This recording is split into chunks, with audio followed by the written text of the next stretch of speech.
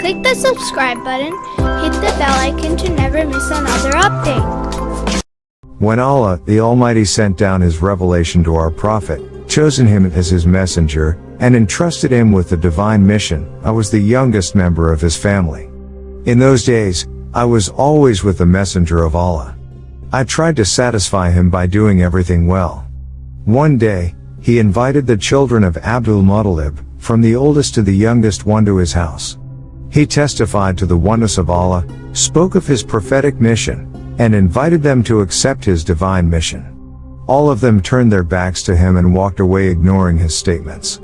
Other people did the same as his own family and tribe did to him. His family resisted to him. In fact, their hearts could not tolerate to accept his mission, and their minds could not analyze the meanings of pure monotheism. The confession of these beliefs was very difficult for them.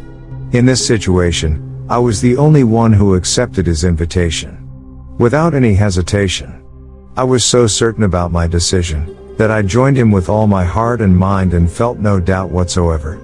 Anyway, 3 years passed, and in these years, there was nobody on the earth who would accept the prophetic mission of Muhammad, peace be upon him, except me and the daughter of Khuwaylid, Khadijah.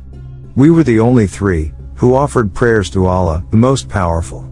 The narrator of this news, Jabir al-Yufi, narrates that at that moment, Ali, peace be upon him, in front of the people, asked the men who were listening to him, "Is it not true?" Everyone said, "O Commander of the believers, yes, it is true."